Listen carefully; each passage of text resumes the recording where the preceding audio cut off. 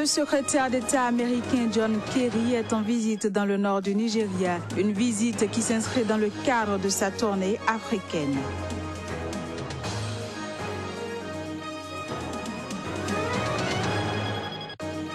Johannesburg, l'une des plus grandes métropoles sud-africaines, est désormais aux mains de l'Alliance démocratique. Quelques réactions à ce sujet dans cette édition.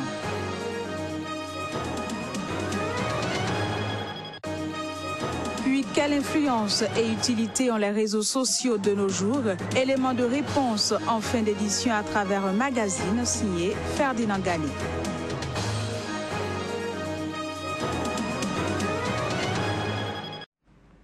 Merci de rester fidèle au programme de SICA TV. Mesdames, Messieurs, bonjour et bienvenue. On démarre cette édition par la tournée africaine du secrétaire d'État américain John Kerry. En visite ce mardi dans le nord du Nigeria, il a félicité l'armée nigériane dans sa lutte contre Boko Haram. Toutefois, il l'a mise en garde contre les abus contre les droits de l'homme. Les images. La répression entraîne la défiance, elle entraîne le mépris et engendre des terroristes, a déclaré John Kerry dans son discours alors qu'il rendait visite au sultan de Sokoto, autorité locale et religieuse dans l'extrême nord du Nigeria. Votre pays a récupéré le contrôle d'une grande partie de son territoire, a souligné le secrétaire d'État. De nombreuses ONG ont en effet, à plusieurs reprises, accusé les troupes nigérianes d'avoir usé d'une force excessive ou d'avoir commis des crimes extrajudiciaires contre des supposés insurgés de Boko Haram. Cela demande beaucoup d'efforts et une bonne gouvernance de se battre contre le terrorisme, a ajouté John Kerry, assurant que Washington continuera sa coopération militaire et humanitaire avec le Nigeria. Début août, le gouvernement américain, à travers son agence d'aide au développement USAID, a annoncé qu'il ajoutait plus de 37 millions de dollars à l'aide humanitaire déjà en cours dans le nord-est du pays pour répondre à la grave crise alimentaire causée par l'insurrection. L'enveloppe s'ajoute aux 318 millions de dollars déjà versés depuis 2015 par Washington pour apporter un soutien humanitaire dans la région, ce qui en fait le plus grand contributeur international. Kerry, qui a rencontré mardi plusieurs leaders islamiques, a invité les différentes religions à se comprendre et se battre ensemble contre l'ignorance. Venant du Kenya, le secrétaire d'État américain s'envole mercredi pour l'Arabie Saoudite où il sera question du conflit yéménite, de la guerre en Syrie et de la lutte internationale contre le groupe État islamique. L'ex-rebelle et ancien vice-président sud-soudanais Riek Machar, en fuite depuis plusieurs jours, est arrivé à Khartoum pour des soins médicaux. C'est ce qu'a annoncé dans un communiqué ce mardi le gouvernement soudanais. Reportage. Alors qu'il avait fui dans un premier temps en République démocratique du Congo, après des affrontements meurtriers entre ses partisans et ceux du président Salva Kiir début juillet à Juba, l'ex-vice-président Riek Machar est cette fois-ci au Soudan. Dans un communiqué, le porte-parole du gouvernement, Ahmed Bilal, a déclaré que le Soudan a accueilli Riek Machar pour des raisons humanitaires et des soins médicaux. Sans préciser depuis quand Riek Machar se trouvait au Soudan, il a souligné que dès son arrivée, il avait eu besoin de soins médicaux immédiats. Il est à présent dans un état stable, il restera dans le pays jusqu'à ce qu'il décide de partir, a-t-il poursuivi. Il faut dire que l'annonce de la présence au Soudan de Riek Machar survient au lendemain de la première visite officielle à Khartoum de Taban Denguei, ce dernier qui avait remplacé Riek Machar au poste de vice-président. Pour mémoire, les relations entre Khartoum et Juba se sont tendues alors que le Soudan est accusé de soutenir Riek Machar dans la guerre civile qui a fait depuis décembre 2013 des dizaines de milliers de morts et 2,5 millions de déplacés. Ainsi, l'ambassadeur du Soudan du Sud à Khartoum, Mayan Dout, a déclaré que Juba avait été informé par les autorités soudanaises de la présence de Riek Machar au Soudan.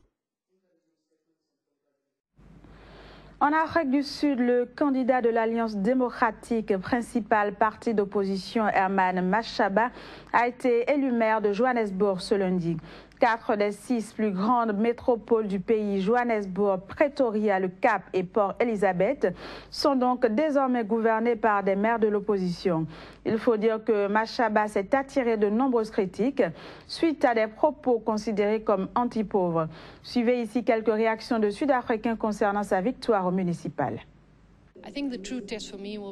Je pense que le vrai test va être de voir si le nouveau maire met l'accent sur les services publics de base pour les pauvres, s'il s'occupe des choses qui posent problème aux gens, aux électeurs. Aménager des parcs et construire de nouveaux centres commerciaux, ce n'est pas ce dont Johannesburg a besoin. Il faut une réponse politique beaucoup plus élaborée.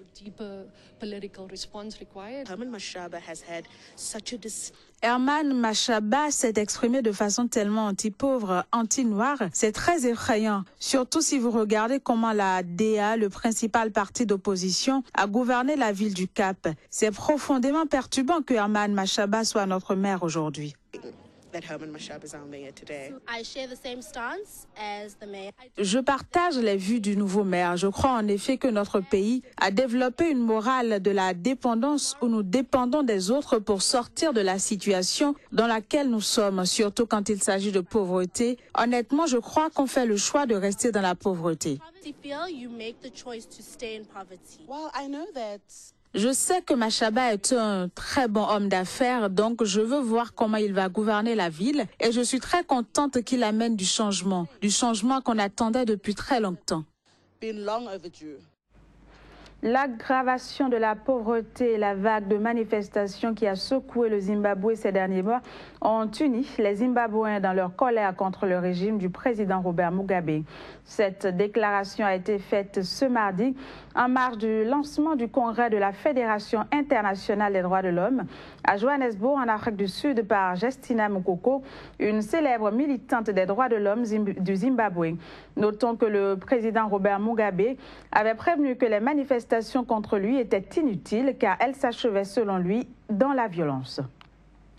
Au Bénin, les élus communaux d'Alada, ville au sud du pays, ont donné ce mardi de la voix. À la faveur d'une conférence publique, ils appellent l'autorité préfectorale au respect des textes de loi régissant la décentralisation.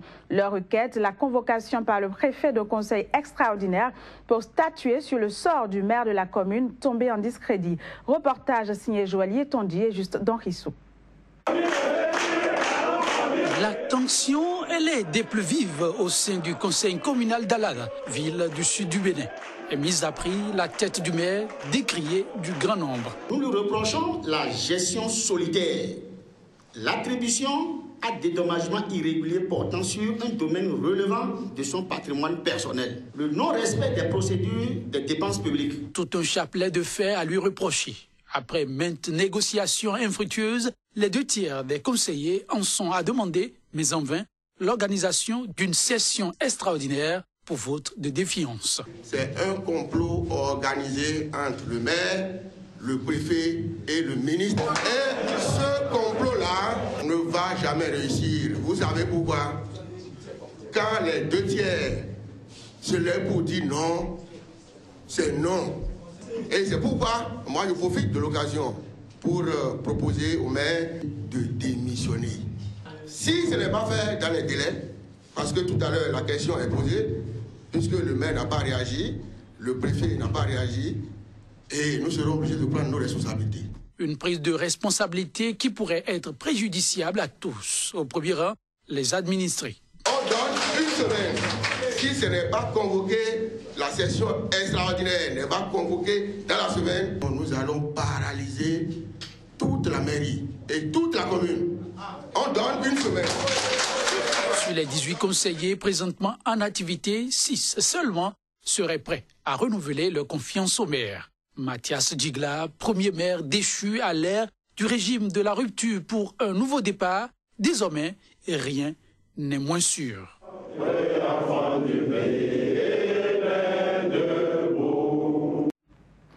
Alors que son procès s'est ouvert ce lundi à la Cour pénale internationale, le djihadiste malien Ahmad Al-Faki Al-Mahdi a plaidé coupable pour la destruction de plusieurs mausolées à Tombouctou en 2012. Un jour après qu'il ait plaidé coupable, l'assistant directeur général de l'UNESCO pour la culture et témoin du procès a expliqué à la CPI ce mardi à quel point la population de la région de Tombouctou était attachée à son patrimoine. On le suit.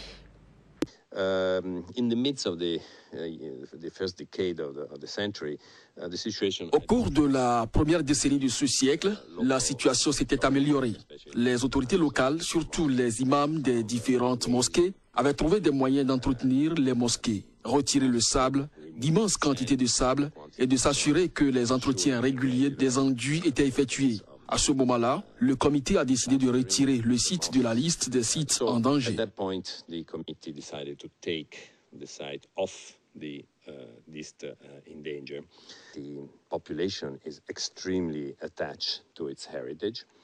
La population est extrêmement attachée à son héritage, tant physique, les mosquées et les mausolées, qu'intangibles, représentés par les manuscrits qui, comme vous le savez, sont l'une des plus grandes richesses de Tombouctou.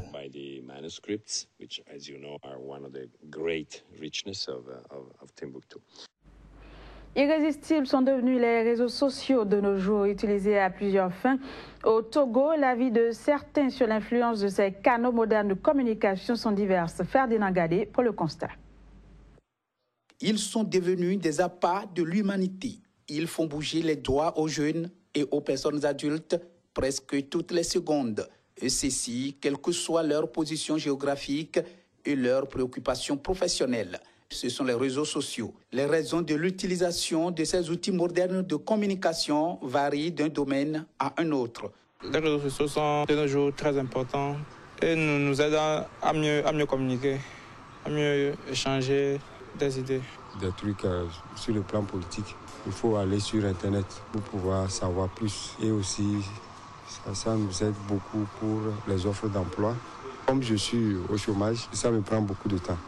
Malgré les différentes raisons de l'utilité de ces canaux de communication, l'aventure des réseaux sociaux a du mal à emporter certains chrétiens fervents au Togo. Je voudrais me conserver pur pour le Seigneur et c'est à cause de ça.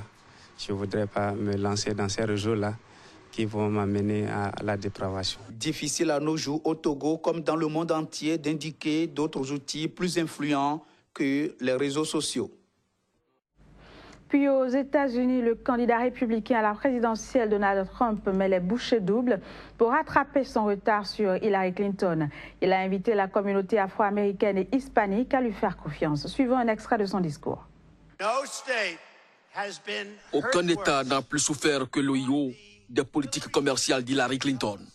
Hillary Clinton a soutenu l'ORF American Free Trade Agreement de son mari. C'est un des plus mauvais accords de l'histoire de ce pays.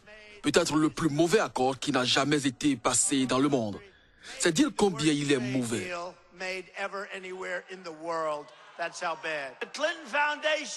La Fondation Clinton a accepté 60 millions de dollars de pays du Moyen-Orient qui oppriment les femmes, les homosexuels et les gens de religions différentes.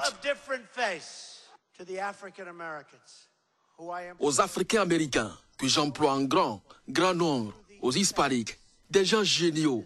Mais qu'avez-vous à perdre? Donnez-moi une chance. Ce sera tout pour cette édition. Merci de l'avoir suivi et très bonne suite au programme sur Sika. À bientôt.